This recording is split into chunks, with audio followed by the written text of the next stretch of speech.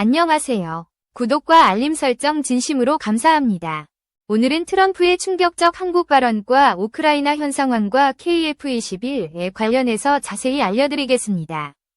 결국 젤렌스키 백기를 들었습니다. 젤렌스키는 미국이 우크라이나의 주권과 독립을 유지하기 위해 지원해온 것들에 대해 깊이 감사한다고 밝혔습니다. 그는 특히 미국이 우크라이나에 불린을 제공하면서 상황이 바뀌었다는 점을 기억하고 있으며 이에 감사드린다고 강조했습니다. 이 발언은 지난달 28일 미국 백악관 방문 당시 트럼프 대통령과 제디 벤스 부통령이 우크라이나가 미국의 지원에 대해 충분히 감사하지 않았다고 지적한 데 대한 대응으로 해석됩니다. 젤렌스키는 당시 정상회담이 기대했던 방향과 달리 진행되었다면 백악관에서 있었던 만남은 예상했던 것과 다르게 흘러갔다고 말했습니다. 그런 방식으로 진행된 점은 유감스럽다. 이제 바로잡아야 할 때라고 밝혔습니다. 또한 앞으로의 협력과 소통이 보다 건설적으로 이루어지기를 바란다고 덧붙였습니다. 그는 미국이 요구한 광물 협정에 대해서도 긍정적인 입장을 보이며 우크라이나는 언제든 어떤 방식으로든 협정에 서명할 준비가 되어 있다고 밝혔습니다. 이어 이 협정을 더 큰 안보와 확실한 안보 보장을 향한 중요한 한 걸음으로 보고 있으며 협정이 효과적으로 작동하기를 진심으로 바란다고 강조했습니다. 이후 한국 역시도 우크라이나를 마냥 방관할 수 없다고 전문가들은 입을 모아 얘기하고 있었습니다. 우크라이나에 이어 다음으로 트럼프가 한국을 겨냥한 발언을 했습니다. 자세히 보시죠. 트럼프는 3월 4일 미국 제품에 대한 한국의 평균 관세가 미국이 한국 제품에 부과하는 관세보다 높다고 지적하였습니다. 트럼프는 워싱턴 DC 국회의사당에서 진행한 의회 연설에서 많은 국가들이 미국이 그들에게 부과하는 것보다 훨씬 높은 관세를 우리에게 부과하고 있다며 매우 불공평하다고 말하였습니다. 그는 특히 인도를 언급하며 인도는 미국 자동차 제품에 100% 넘는 관세를 부과하고 있으며 중국의 평균 관세도 미국이 중국 제품에 부과하는 관세보다 높다고 지적하였습니다. 이어 한국의 평균 관세는 4배나 높다고 강조하면서 현 상황은 미국에 매우 불리하며 오랜 기간 지속되어 온 문제라고 주장하였습니다.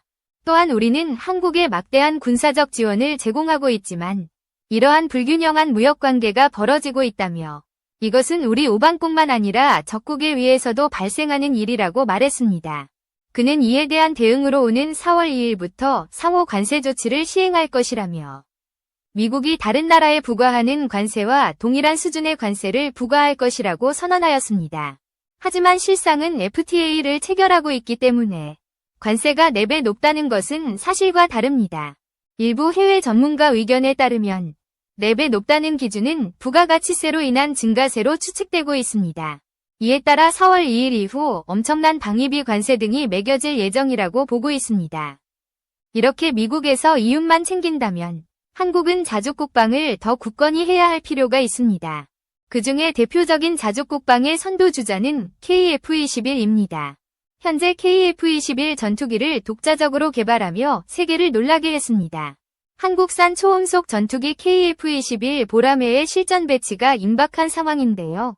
아직 모든 부품이 완전한 국산화 단계에 도달하지는 않았지만 특히 무장체계에 대규모 투자가 이루어지고 있는 점이 주목됩니다. 최근 세계적인 항공 전문지 아비아시 온라인은 KF-21 전투기를 5세대 스텔스 전투기로 발전할 수 있는 세계 유일의 기체라고 평가하며 KF-21 전투기의 새로운 무장체계를 분석했습니다. 현재 동아시아 공군 전력이 급속도로 강화되고 있으며 그 중심에는 KF-21 전투기가 자리하고 있습니다. 미국의 일부 언론에서는 러시아가 개발했다고 주장하는 수호이 체크메이트와 KF-21 보라매를 비교하며 KF-21 보라매만이 유일한 성공을 거둘 것이라는 흥미로운 분석을 제시했습니다. 그들의 주장을 살펴보면 러시아가 공격적으로 홍보하는 수호이 체크메이트는 아직 제대로 된 실물을 공개하지 못하고 있다는 점을 지적했습니다. 유력한 근거로 랩터가 등장하던 시기부터 조만간 개발이 완료될 것이라던 수호이 57 전투기는 이제서야 겨우 실전 운용 가능 상태에 도달했다는 점을 들었습니다. 러시아는 작년 6월경부터 수호이 57 스텔스기를 우크라이나 전쟁에서 운용했다고 주장했지만 수호이 57의 불안정한 기체 성능 때문에 적극적으로 운용하지 못하고 있다는 분석이 지배적입니다. 특히 러시아의 전투기 성능이 의심받고 있는 상황에서 만약 우크라이나에서 수호이 57이 추락할 경우 성능 관련 평판이 타격을 받게 되고 수출 전망 악화 및 민감한 기술 노출 등의 위험이 발생할 수 있다는 점에서 소극적인 운용과 제한된 생산량으로 대응하고 있다는 분석이 나오고 있습니다. 현재 러시아의 항공기 생산 능력은 거의 붕괴 수준에 가까운 상태인데요.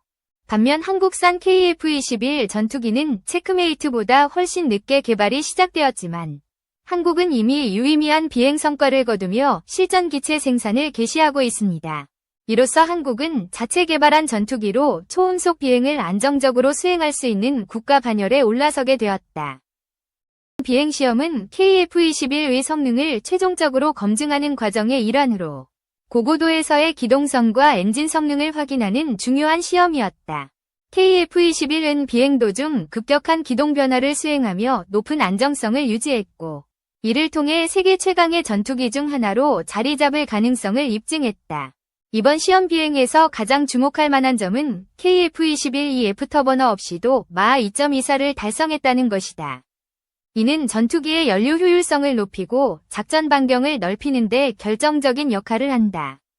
일반적으로 4.5세대 전투기들은 초음속 비행을 위해 애프터버너를 사용하지만 KF-21은 이를 사용하지 않고도 지속적인 초음속 비행이 가능하다는 점에서 5세대 전투기의 특징을 갖추고 있다.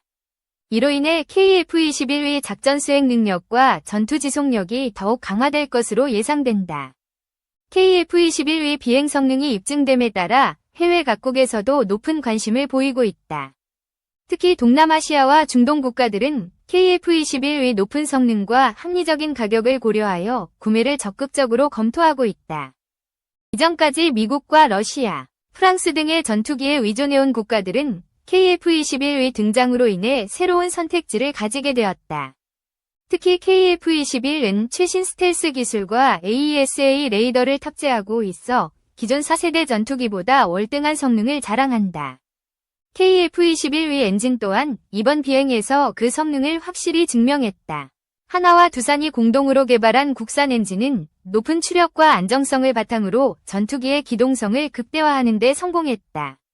이번 시험 비행을 통해 엔진의 내구성과 신뢰성이 검증되었으며 향후 KF-21 블록 2 모델에서는 완전한 국산화가 이루어질 예정이다. 이는 한국이 자체 기술력으로 차세대 전투기를 개발하는 데 있어 중요한 이정표가 될 것으로 보인다. 이번 비행시험의 성공으로 인해 KF-21의 개발 일정은 더욱 탄력을 받을 전망이다. 한국 공군은 2026년부터 KF-21의 실전 배치를 시작할 계획이며 초기 배치 이후 지속적인 성능 개선과 업그레이드를 진행할 예정이다. 특히 KF-21 블록 2 모델에서는 무인 전투기와의 연동 작전, 전자전 기능 강화, 최신 미사일 장착 등이 추가될 예정이어서 세계적인 경쟁력을 더욱 갖추게 될 것이다. KF-21의 성공은 한국 방위산업의 성장을 보여주는 중요한 사례로 평가받고 있다. 이전까지 전투기 개발에서 후발주자로 평가받던 한국이 이제는 자체 개발한 전투기로 세계 시장에 도전장을 내밀고 있으며 이는 국내 방산업체들의 기술력 향상과도 직결된다. 현재 한국은 전투기뿐만 아니라 미사일, 레이더, 함정 등 다양한 무기체계를 자체적으로 개발하며 군사기술 강국으로 자리잡고 있다. KF-21의 성공적인 비행은 단순한 기술적 성취를 넘어 한국의 국방력 강화와 국제 방산 시장에서의 경쟁력을 높이는 계기가 될 것이다. 이제 한국은 KF-21을 통해 글로벌 전투기 시장에서 영향력을 확대하고 있으며 향후 더욱 진보된 기술을 적용한 차세대 전투기 개발도 가능할 것으로 보인다. 이번 비행 성공이 한국 항공 우주 산업의 새로운 도약을 알리는 신호탄이 되기를 기대한다. 2. 현대차증권 한국항공우주 목표 주가 상향. 내년 가파른 실적 개선 기대. 한국항공우주 목표 주가가 높아졌다. 내년부터 실적 개선세가 뚜렷해질 것이라는 의견이 나왔다.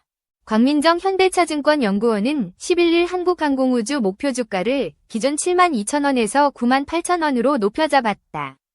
투자 의견은 매수, 바이를 유지했다. 현대차증권 한국항공우주 목표 주가 상향.